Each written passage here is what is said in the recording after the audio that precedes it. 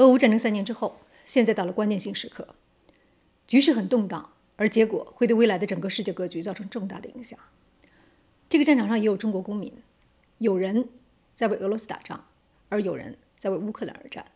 最近节目中，我会采访双方，来了解他们不同的立场和价值观，同时也借助他们的眼睛来看一看媒体记者很难抵达的战争内部究竟发生了什么。今天节目中我要对话的是在俄军的中国雇佣兵马卡龙，他在前线的地下掩体中接受访问。其实好多人听到开枪的声音，那是枪声吗？你们这个地方是在前线吗？对，因为他有这个无人机嘛，有的时候飞过来就给他打掉了。我知道你现在这个所在的这个位置比较特殊，所以在你能说的范围内告诉我们一下，你大概在什么地方？啊，这个没关系，这个位置我可以直接说，就是巴赫穆特嘛。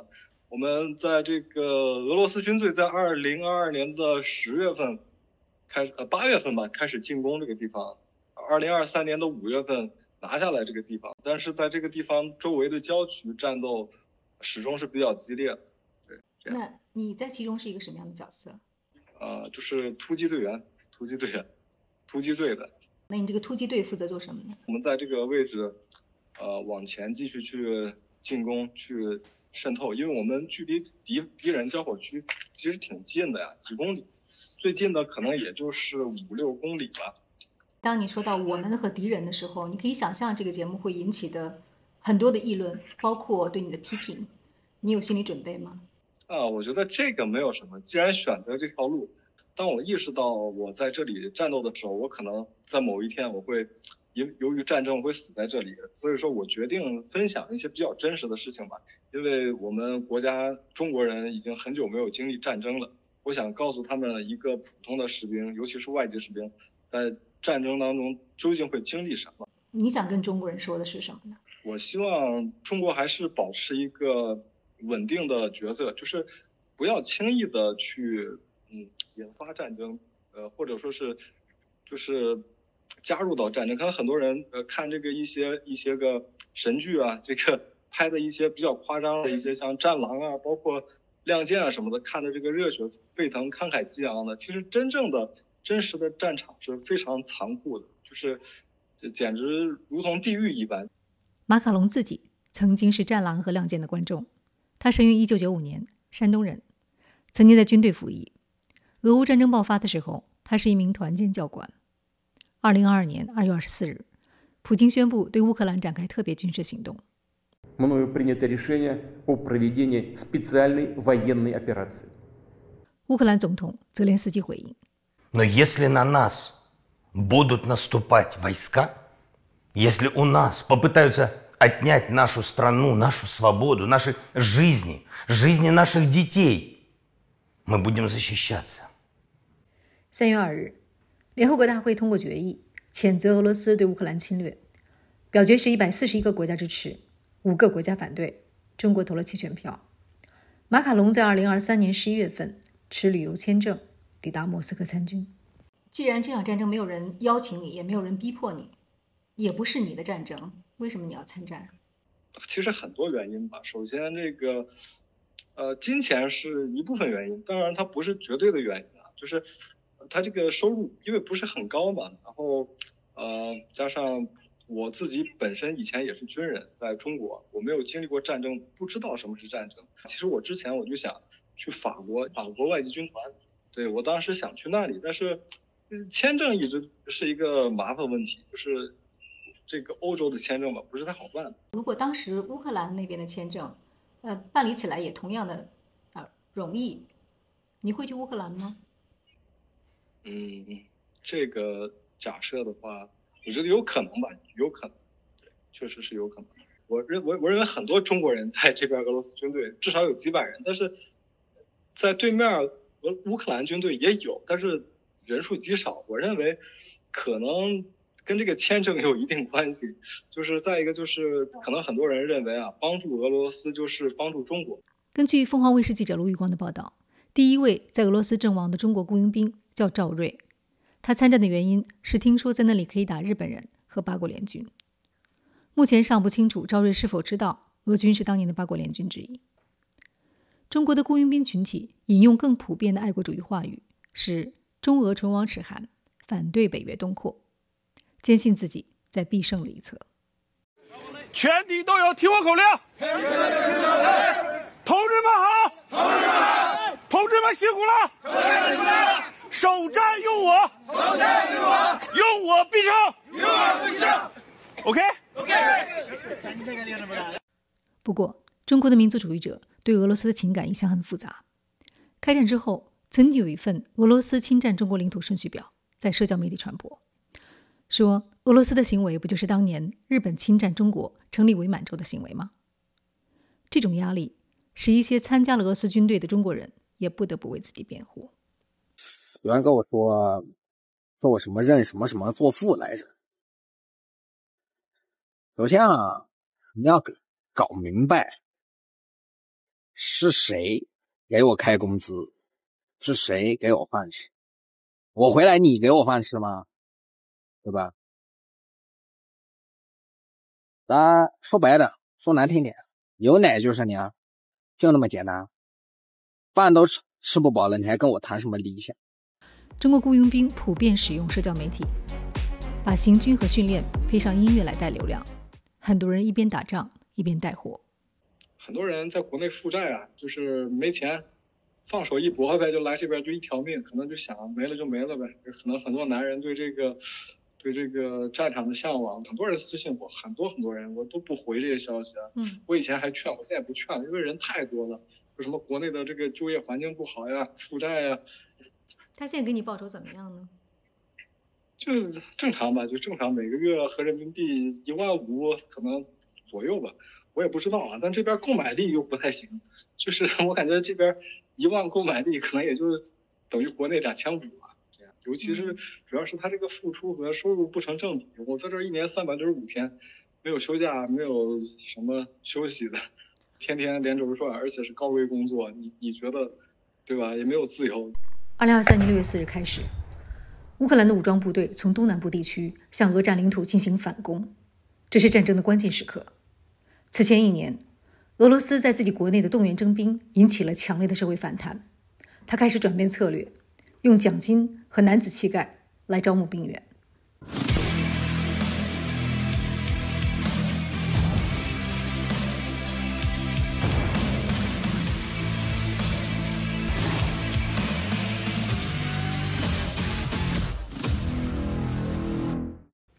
马卡龙不会俄语，但是他先在顿巴斯加入了亲俄的民兵武装，又在2024年5月份与俄罗斯国防部指挥的正规军签了合同。在巴赫穆特战役中，俄罗斯国防部指挥的正规军主要负责外围炮击，阵地争夺战都交给了瓦格纳雇佣兵，尤其靠他们招募的大量囚犯来发起死亡冲锋。马卡龙进入罗斯托夫的训练营之前，不知道这些信息。那可能有人听了就会觉得说，那你这不就是被别人当成炮灰在用吗？其实说难听一点，确实是这样。为什么去人家国家当炮灰？你来之前我不知道他把我当炮灰啊。从我到罗斯托夫那个训练营开始，就有严重的种族歧视，歧视这个黑人，歧视这个中国人。歧视我为什么要给你卖命呢？这个俄罗斯指挥官他就骂这些黑人啊，说是什么，就是很难听的那种种族歧视的话啊，说这个阿拉伯人，说中国人，他说这个现在就是战争，战争结束之后把你们通通都杀掉是怎么样，就是不要活着回去。确实这是事实啊，当时确实说过、说是要把谁杀掉？说要把我们杀掉啊！我不知道是开玩笑还是说他来自这个内心深处的这种歧视啊，我不知道。然后我们当时的那个翻译他就不干了，他也是阿拉伯人，他是埃及人，他说他不干这个翻译了。我认为这个指挥官非常恶心，他跟我说了这一切。我当时我也说，我说我不想在这个地方待着，我要退出，我要这个解除合同。他们当时告诉我就没办法解除合同。马卡龙在签约之前曾经用翻译的软件看过，确认当中有一句话说的是3个月之内可以解除合约，但是当他提出来的时候，答复是不可能。马卡龙没有退出的选择，他领到了武器，是一把有将近80年历史的枪。昨天指挥官给我发了一把枪，一把机关枪，但我不知道是什么枪。但是我看那个机关枪的年份，我一看那个制造年份，啊，1948年，啊，比建国时间还要早1年。我这一看，这老古董，这能打仗吗？心里边就凉了半截啊！再给你看看我这把枪啊。对了啊，忘了跟你们讲一下我这把枪的故事了啊。看这个下边啊，有4道杠啊，4道杠证明什么呢？啊，这把枪有4个魂环。啊，发枪的时候告诉我啊，我说这把枪太破了，我说我不要，啊，说什么也要发给我，啊，我说我不用破枪啊，他说这是你必须得到的东西，他说这把枪已经有4个人因为他而死了，啊，因为他牺牲了，啊，所以他下边做了一个标记啊，画了4道横杠，啊，至于他们是死的怎么死的，我也不太清楚。马卡龙用发给他的工资自费买了头盔、防弹服和其他装备。但是他去医院看病的时候，被直接拉到了前线，装备却没有给他。在战场上，对吧？我自己保命的东西你不给我，他给了我一些这个阵亡的士兵的一些装备，破破烂烂的，那头盔上面甚至还有洞，他就给我这个东西让我去战斗。你自己出钱购买的装备，为什么不给你呢？我认为他们就是不在乎吧，不在乎这个东西，因为战争比较紧急嘛，这人一批批拉过来，一批批送走，没有人会在乎一些装备这些东西上。对，那是不是也可以说，从这角度来讲，他还是不太在乎你的生死？对，其实可以这么来说，因为在战争当中嘛，我们是进攻方突击队，伤亡很大，就是人去了，基本上活着回来的不多。是一个什么样的概率？大概？我的经验来看，就是我们阵亡3到4个人，或者5到6个人，对面乌克兰人阵亡1个人，就这样的一个交换比。那位喊“首战用我，用我必胜”的孙瑞奇终于上了战场。我看了一下他的社交媒体，他记录了这个大部队当中的一位年长的士兵，所有的装备只是一个塑料袋，这个塑料袋里面只放了一身换洗衣服。他问其他士兵是怎么回事，那些人告诉他，因为所有人，包括那位士兵本人，都认为他会很快阵亡。2个星期之后，那位士兵不见了，而没有人问起他的命运。这是马卡龙在前线用视频记录的一些物资情况。他经常用蜡烛或者瓦斯来加热一点面条，大米很匮乏，而储藏面包的口袋被老鼠咬破。俄军士兵会为了争抢物资在内讧的时候互相交火。那些在过节的时候发给士兵的巧克力、火腿肠、茶叶或者咖啡，发到马卡龙手中之后，拍完照又被收了回去。我说要不就不要给我这些东西，要不就不要给我拍照，要么就不给我也可以。你拍了照你就拿回去，什么意思？经常出现这种事情，好像听上去有点像某种程度的腐败。可能是吧。这个东西在军队当中，尤其在战争当中，指挥官的权力是很大的，士兵的生命，对，是很可以说是很渺小。同一时期，在俄军南部军区，周志强和赵瑞记录了2023年11月11日他们第一次作为步兵上前线的经历。大毛都不把我们当人看，和敢死队没什么区别了。叫我们去抢战壕，抢完不派任何增援过来，我们伤亡惨重，几十号人，反正就最后就上6、7位数，完好无缺的。从11月18日起，他们被乌军围困，这是赵瑞拍摄的视频。这是被围的第3天，这个人受伤了，送不出去，在这儿等死了。被围的第4天，昨天晚上连夜送这个伤员出去，送不出去，组织了突围也没办法。这是被围困的第5天，昨天晚上乌军发动夜袭，就剩这么几个人了，扛不住了。这已经是被围困的第6天了。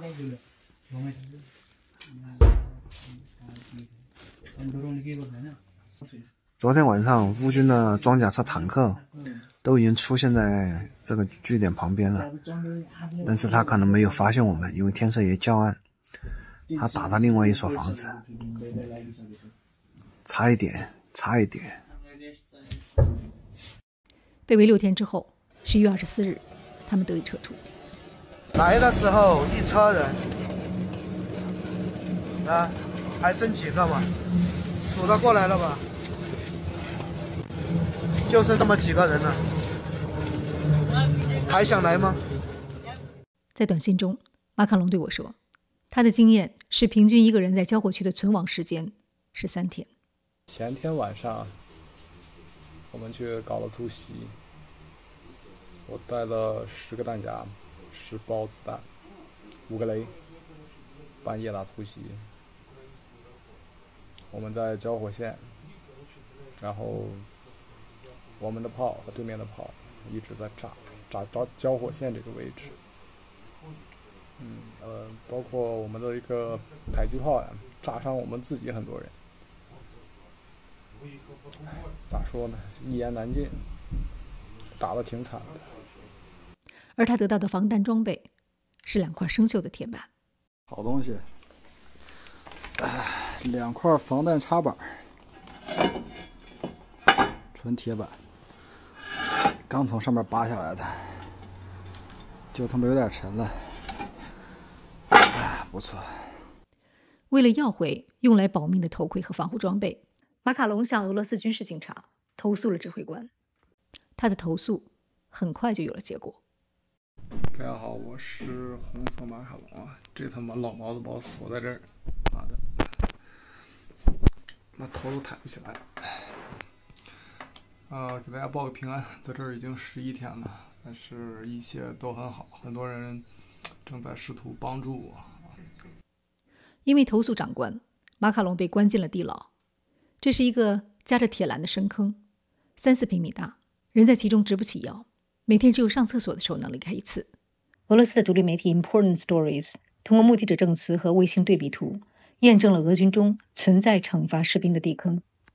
和马卡龙一起同样囚禁在地牢中的还有2名俄罗斯士兵。为什么要用这种方式来惩罚士兵？另外2个人他是不想去战斗，就是说我们因为你也知道，俄罗斯军队他一直是往前去突进的，就是我们一直，而乌克兰人基本上一直是防守。他们2个不想去，他们2个只想防守，他们2个不想去杀人。后来怎么样了？对，后来，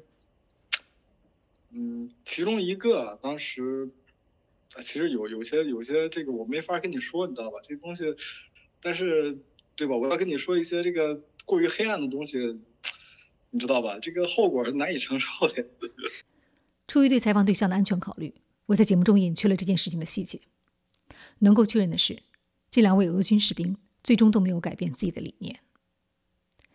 在地牢关押了21天之后，因为恐惧，马卡龙在上厕所的时候逃跑，从废弃民房的3楼跳下，逃到了另一番号的俄军部队，坚决要求脱离原指挥官。如果他借机对你进行报复，或者是……对，他确实报复我了，给我揍了一顿吧。不止1顿，揍了2顿吧，我记得。不是说我揍不过他呀，因为他有枪。但这样一来的话，就是军人有时候很在意的那种荣誉感就没有了。确实是，包括我第一次从地牢里边放出来之后，我就没有什么过多的这种战斗的欲望。我这样去为你战斗，你把我关地牢里边，而且就这样去对待我，我认为对我是缺乏尊重的。你当然有没有想过，就是离开战场，彻底离开，回家？但是没办法，我不认为中国大使馆会帮我。就在此时，曾经喊出过首战必胜的孙瑞琦终于上了战场。不久之后，他又一次成了热点人物。我走了将近40分钟的路，下着大雪，才连到了一点信号，给大家发送这个信息。我联系了中国驻俄罗斯大使馆的领保，他说是个人行为，不管。我现在请求广大网友，也请求广大的中国朋友们帮助我联系中国外交部。我现在需要解除合同，我要回国休养。这面没有任何医疗条件，没有任何的医疗设备，我要死在这里了。也许大使馆有他们的考虑，觉得说你这完全是个人行为，然后国家也不赞成，也不同意，你们就自己来了，所以我们不能够干涉。我认为其实对有一些东西吧，像这个《战狼》拍的一些东西太虚假了。一本中国护照就是通往最安全地区的通行证，这叫什么？这叫中国人牛逼。当你的真正公民，这是我们自愿参加这个战争的，但是印度，你知道印度人吗？他们以前也很多人这边，然后这个总理莫迪过来了，跟普京谈了一谈，所有的印度外籍雇佣兵都回国了呀，都结束合同回国了呀。BBC 的报道确认了马卡龙的说法，在印度裔士兵伤亡惨重，发视频求救之后，2024年7月份，印度总理莫迪访问莫斯科，对普京谈到此事。2个月后，90多位印度雇佣兵被释放回国，而中国雇佣兵中，那位说过有奶便是娘的典狱长，发现他的合同到期之后也不能离开。我们老大找我谈过话了，他说战争胜利以后你的合同才能结束，而且他们计划要把我送去带领风暴 Z 里面最恐怖的一个单位黑曼巴。哎，这搞的什么啊，连我自己都无语了。带就带吧，合同不结束就继续干，对吧？咱也不是说那种不敢干的，咱丢不起那个人，不当逃兵。我手底下有2个逃掉了，现在在全力追捕，但抓回来的话那是必死无疑的。我呢继续，对吧？他们有血性，怕个嘚儿。不久之后，典狱长的抖音账号发布了他阵亡的消息，要求粉丝们纪念这位伟大的国际主义战士。这个视频的 IP 显示在河南，宣称是他的河南助理发布。粉丝们还没有悼念多久，就看到了一场宣称典狱长诈尸复活的直播，称他熟读兵书，金蝉脱壳，已经战术性撤退到了莫斯科。而孙瑞奇也宣称他靠个人之力回了国。他们具体是怎么回去的，我能查到的信息很有限。从外媒报道看，雇佣兵中曾经有人用枪打伤自己脱离战场，或者通过行贿来离开前线，但逃跑几乎没有可能。你自己能就彻底跑掉吗？比如说我就撤离战场，我就一个人走，有没有可能呢？不可能，周围全都是这个检查站，而且你说白了，我跟你说就在这个周围这个地区，别人给你开一枪给你打死你，对吧？我觉得这地方没有法律，没有道德，没有这些约束。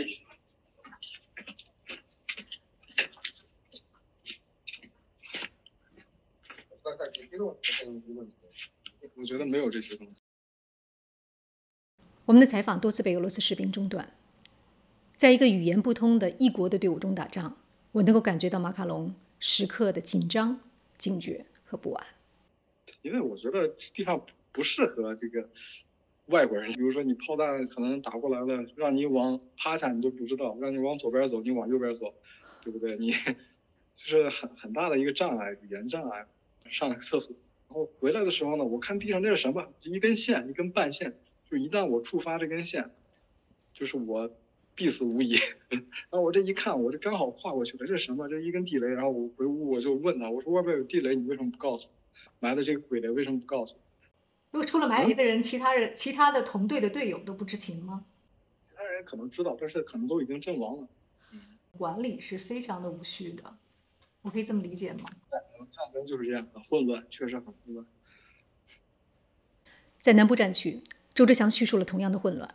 在争夺战壕的时候，他的队友一位尼泊尔雇佣兵持冲锋枪不断的扫射，打死了自己人，抛下受伤的战友逃跑，踩中了地雷。而周志强在战壕中遭遇的乌克兰士兵是一位他称为老爷爷的乌克兰人。在面对面时，对方扔下枪跑了，连保险都没有打开。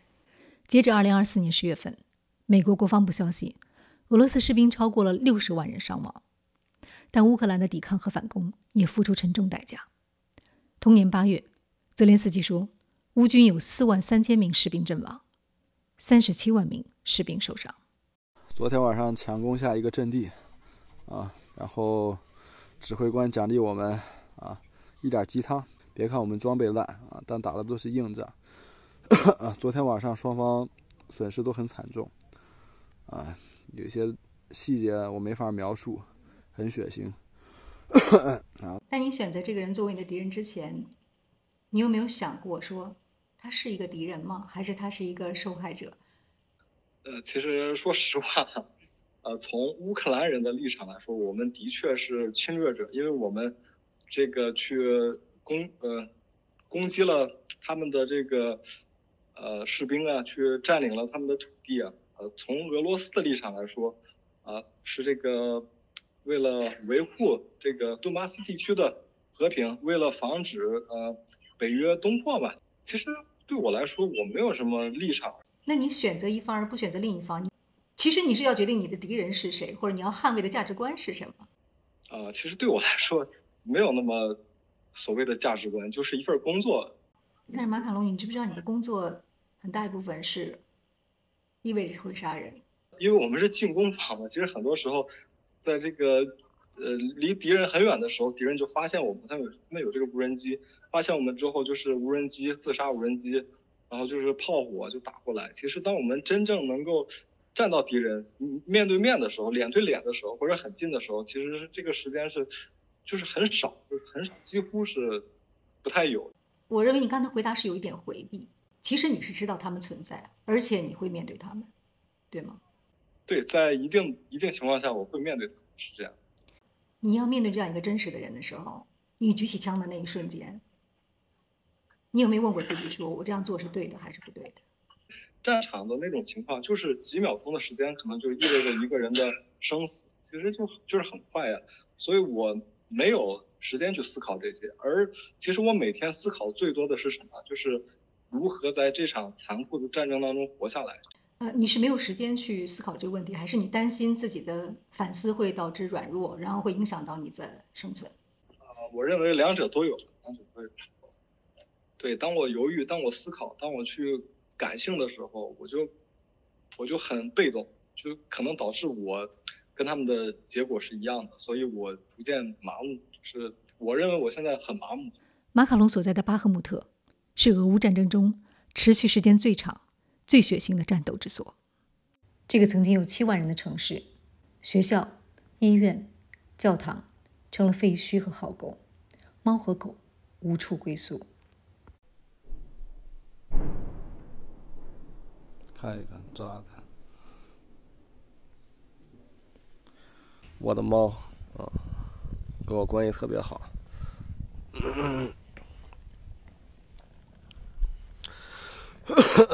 出来侦查一下情况，没事就跟着我。瞅他看着我开心的。我平时没事就给他喂点罐头，这个那个的。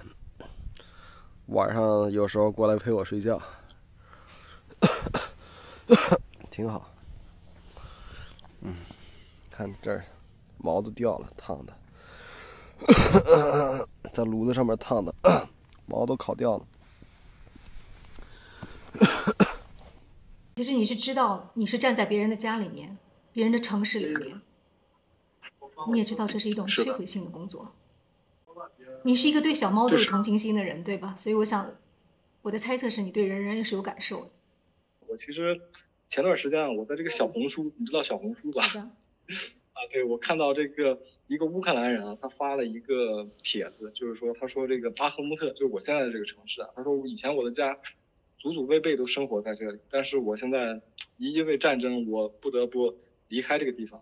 然后我给他回复了一个消息，我说我现在就在巴赫穆特，我说你家在哪？他说早就已经变成了废墟了。我说这个对，这就是战争。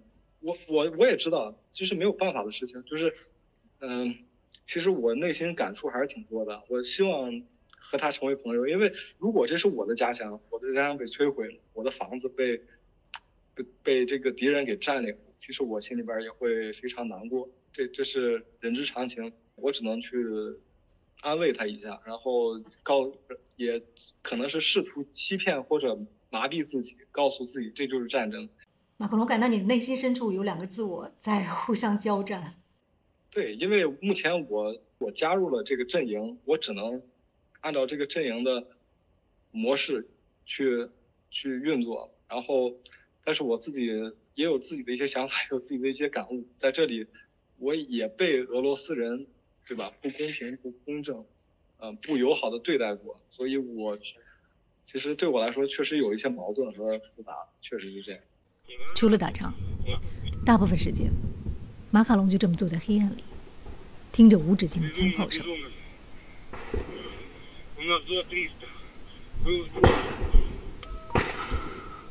到俄罗斯参战之前，他和父母决裂，与女友分手。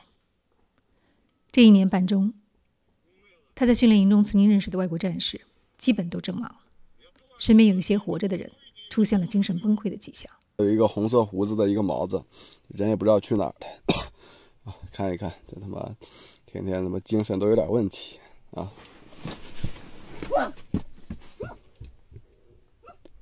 习惯了已经，人说没就没了。在这边有很多人啊，这个受伤嘛，受伤之后去医院，他有的时候偷偷喝点酒，喝完酒之后，整个人你就跟那个精神病是一模一样的。我感觉这里边很多士兵都是这样，因为有一些人在这儿战斗了不止1年了、2年了、3年了，都有，确实都有一点极端。有一些士兵甚至吸毒，在前线能够拿到毒品吗？这个我不知道，但是有些人确实有一些渠道吧，因为在这边乌克兰一些城市平原嘛，种这些东西，我不太清楚。你像我平时不抽烟，在前线在战斗的时候，一发炮弹打过来，我也得抽根烟来缓解我的焦虑。又看到你了，老宝贝儿，你搁这干啥呢？操！我就感到说你被围困在那个地下，那个特别黑暗的。也是挺绝望的那种心理状态。对，就是黑暗潮湿，然后又没有办法跟别人聊天来缓解情绪。其实说实话，感觉蛮难受，但对我目前来说，我就无所谓了，就习惯了嘛。其实能活下去，有的时候觉得都挺幸福的。当然了，如果不能活下去也行，你给我来一个痛痛快快的，是吧？你别折磨我，痛痛快快的一下，对，我也能接受。我最接受不了的就是，对吧？你想活不了，想死又死不了。他不一下给你杀死，他可能给你腿炸断了之后，你在地上爬，他又把你胳膊炸断了，最后，对，他会这样。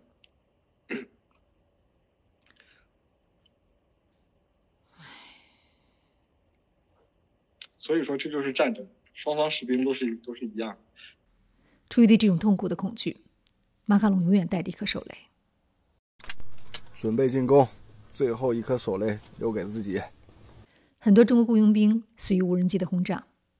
根据周志强口述，他们攻占战壕之后，遇到无人机投弹。他发现赵瑞的时候，赵瑞浑身是血，睁眼仰天躺着。周志强的腿被炸断了，他用装死逃避轰炸。6个小时里，断断续续地爬了1公里，离开了交火区。战壕里面被炸的，我们被炸死了很多人。我挨了7颗，命大捡回来了，就告诉你们不要过来，千万不要过来哈。反正跟我一起那个老赵挂了哈，都不瞑目。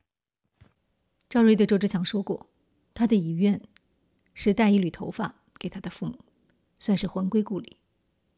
但是战场上没有捡到，周志强只带回来他的证件。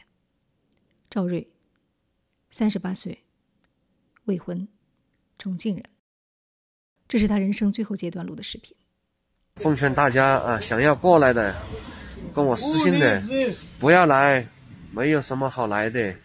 你在国内找个工作，好好干，也能挣那么多。我都很久没有吃到家乡的那些菜了，我都很想吃，我都很想回去了。哎，想起来。我还想吃点，怎么说呢？我在前面的时候我就一直想吃的，我在想，哎呀，这个东西该放多少调料最合适，该炒多久？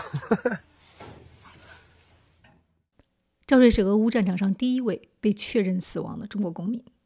中国国籍的雇佣兵，具体伤亡的数字目前没有可靠统计，马卡龙的估算是，100多人当中死伤过半。天天炸。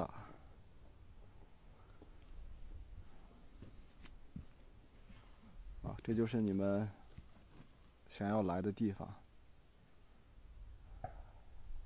其中有4个人的死讯是马卡龙对外公布的。2024年8月1日，20岁的刘杰和他的朋友刘宏伟在上战场的第1天，因为地雷和炸弹双双阵亡。他们曾自称是马卡龙的粉丝。然后爆炸，把腿炸伤了之后，对面的这个投弹机5个弹，人没了。那么另外一个小个子刘杰是2个 FPV 没了。希望在这儿，如果说有认识他们的这个家人、朋友、同学，联系一下我，我会想办法去和这里的俄罗斯人沟通，至少给家里边人一个告慰。他们在国内的时候看过你的视频，也许在某种程度上也激励他们或者促成他们到这儿来是一个因素。你知道他们死亡的时候，你的心里面会是一个什么样的感受？我认为确实是对他们会有一定的这种误导或者怎么样。当时我把这2个人的事儿给爆料出来之后抖音就直接就给我封号了吧。那是因为什么呢？也有可能是就不想让更多的人知道有其他的中国人在这阵亡了。阵亡者就此消失，他们的家庭有没有拿到俄罗斯承诺的500万卢布，也就是不到40万人民币的抚恤金？马卡龙不清楚，没有人联系他。网上曾经有凤凰卫视记者卢宇光写给普京的信，说到赵瑞的父母在儿子死亡1个月之后没有接到任何消息，遗体还残留前线。他希望普京在百忙之中责成处理好此事，让死者有一个人道的安息之地。阵亡者的遗体是如何处理的？马卡龙曾经参与过具体工作，但是他不愿意多谈。有的人也没有得到这个抚恤金。我觉得是这样，因为很多俄罗斯人都找不到尸体，那不就是按照失踪来去定义吗？这个东西很混乱，战争确实很混乱。如果你是在为你的祖国而战，或者你可能会被记住，对吧？你会是一个烈士。我知道。对。在这里就是默默无闻，像一只苍蝇一样。我知道，就是从这个精神上，从这个价值观上来讲，没有任何的。所以我说我没有立场，我只是一个普通人，错误的一个选择让我加入到了战争当中。我认为我的角色就是一个大头兵，或者说一个炮灰，比较贴切一点。我在视频中看到过俄罗斯士兵向乌克兰无人机投降的过程。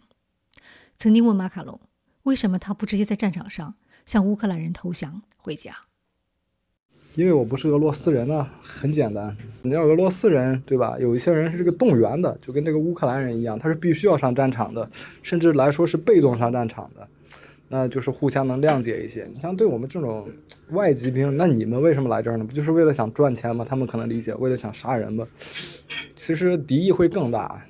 他认为，除非战争结束，否则乌克兰人不会放他走，而俄罗斯人也不会放他走。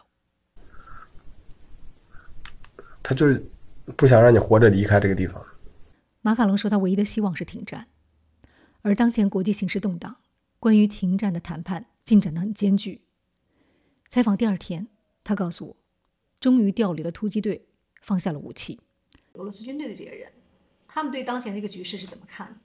他们普遍都认为可能战争快结束了吧。其实他们也不想打仗，也都想回家。我说实话，都是这样，都厌倦战争。是指什么？因为在战场上真正经历过战争的人都不想再经历战争，也不想去夸大这些东西。我认为是这样，就是你像在网上鼓吹战争、打造自己这种英雄形象的人，我认为这种人是比较可恶。因为就是我认为在战争当中没有英雄，每一个人都是坏人，因为你不得不去杀人。你说的这些人当中也包括你自己吗？我认为我也是其中之一。对，我做了一个错误的决定，然后错误的加入到这场这个斯拉夫人的战争当中。每一寸土地都是靠用鲜血去这个拿下来的。我觉得其实一点都不酷，一点也不好玩，没有人性，没有道德。尤其是一些士兵被俘虏之后，他可能会被侮辱，可能会被虐杀，就这些行为，我认为真的违背了人的这个底线和道德，确实不太好。在这个节目播出之前，我收到马卡龙的信息，他说在运送伤员的路上遇到了轰炸，他4肢都受了伤，现在撤到了后方的医院里面。但是我从他的声音当中听到了少有的欢快。他说这是这个战争当中他能想象的自己最好的结局。这场战争结束之后，你还会参加以后的战争吗？我还是更希望能够战争结束，如果能结束的话，更多的去帮助他人，而不是伤害他人。在这里，我们被别人伤害的还不够多吗？或者是我们伤害别人的伤害的还不够多吗？我认为是这样。从你这句话里面，其实我也觉得，虽然你阻止自己去感受或者有软弱的情绪，但是也许你也有某种伤害他人的愧疚。我认为是这样。对，虽然说我们经常这个试图安慰或者说是欺骗自己啊，这就是战争，但是我们必须要面对现实。在整个的这1年多的战争的经历当中，有哪个瞬间是最让你感觉到这种不安或者愧疚的？就是经常看到这种，因为我们有的时候，尤其像现在在巴赫穆特，经常去一些民房里边嘛，它有一些东西，有一些这个家具啊，一些什么东西，我们这边指挥所可能用得到，就觉得你就属于这种行为，其实也不是太好，就收集人家的东西嘛。虽然说是不要的，但是这确实是乌克兰普通老百姓的财产，对吧？我觉得我们毁灭它，或者说是去掠夺它，然后把它变为己有，其实这种感觉有的时候挺不是滋味的。马卡龙拍摄的视频中，有一个是在一户人家的废墟里，他和队友打开了一架落满灰尘的钢琴。我跟你说实话吧，这个就是我其实有的时候我也会在这个房子里边，在这种破旧的房子里边看一看周围的废墟，内心其实挺感慨的。我认为我有的时候也是在自己的内心默默当中跟这些房主跟这些人道歉，我认为是这样的。其实对我这个忏悔我自己的行为，虽然说这不是我造成的，我来这之前他就已经这个样子，但这的确是我们这个体系，我们这个阵营给他们造成的这个，因为我也是这个阵营当中一份子。你说你以后不想再做伤害别人的事情，而是帮助别人的事情，比如说什么样的事情？比如说在顿巴斯地区有很多这个儿童啊，我以前在这个顿涅斯克火车站，我就看到很多儿童乞讨的。将来如果有机会的话，我说帮助一下这里的儿童吧，我说哪怕是温饱问题，那也是一种帮助吧。在这一节目播出之前，马卡龙因伤无法行走，他撤离前线，去了医院。2个月之后，他的合同将要到期。在夜里，因为疼痛无法入睡的时候，他写了这首诗发我。我喜欢这疼痛的感觉，它提醒我，我还活着。树被炸断了，还会有小树发枝芽。房子被炸烂了，工程师们会把它们重建。唯独死去的人，断了的四肢，他们再也回不来。死去的人看着活着的人死去，活着的人希望死去的人活着。我在巴赫穆特，一个被战争摧毁的城市。